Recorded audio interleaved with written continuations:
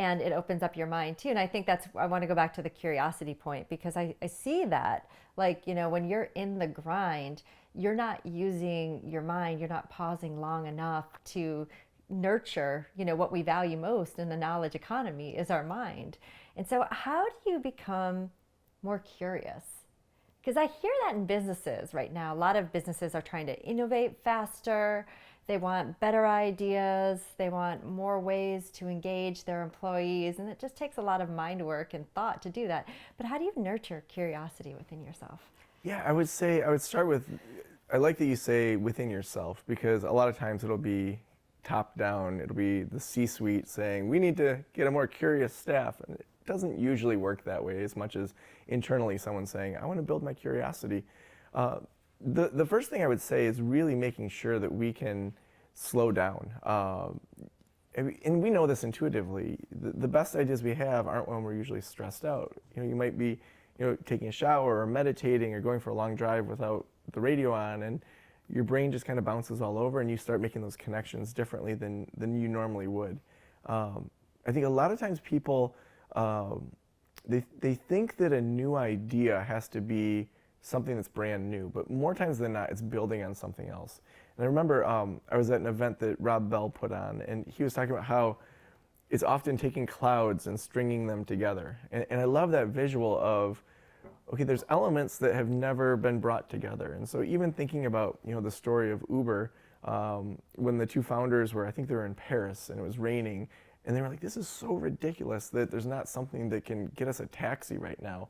And so they brought together things that all already existed. GPS existed, people had smartphones, there was on-demand like movies and all sorts of other things on demand.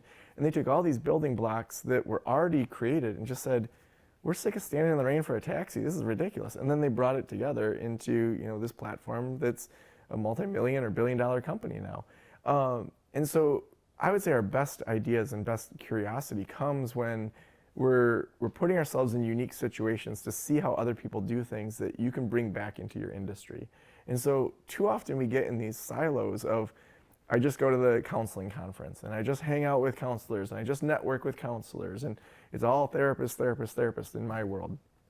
But there's some amazing ideas that are in the IT world, that are in the business world, that are all over the place, that to just take that one idea and say, well, how would I adapt that to the counseling world could totally change the whole counseling world. I mean, my podcast, I was listening to tons of business podcasts and there were no counseling podcasts at the time. And I just said, what if I took kind of this basic model of interviewing people, but then always put it through the lens of a counseling practice? And so from day one, it was the number one, podcast for counselors because there was nobody else. Because it was the only one. And even if someone outranks me, I'm still the oldest, like the longest lasting podcast. And so I think that in slowing down and then observing how other people are doing things, and that's kind of where the whole outsider's perspective also helps people innovate quicker, is that when you're just always in either the same culture or mindset or business, you only see things a certain way. It's really hard to break out of that. But if you even put yourself in situations where you feel very different, where you feel like out of the box, and going to another country or getting to know people that are different from you, it's just fun to meet different people. And you then unlock parts of your brain that can really help you see things differently. And this is connected to it, and I think it was later on in the book too. It's when you stretch out of your comfort zone and are not into the panic zone, but in the discomfort zone, that's when some of your best work happens.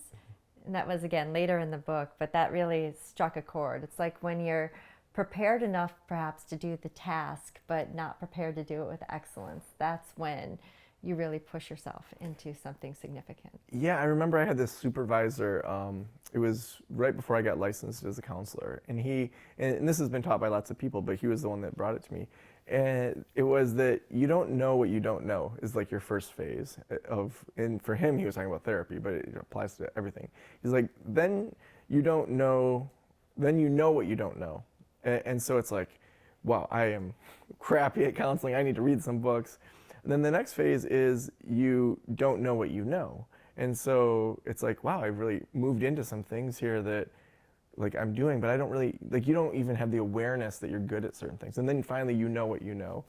And I think that second phase of knowing what you don't know is when you see so much growth where, initially you don't even know what you don't know. And so, you learn just enough to be dangerous. And then you move into that next phase where you realize I need to do some work here.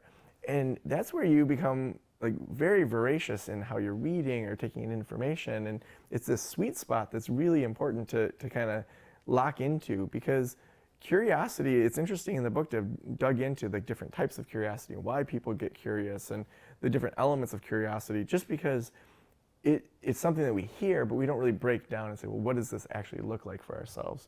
And so I think for even just that model of like, I know what I don't know, and I need to like learn a lot more really quickly.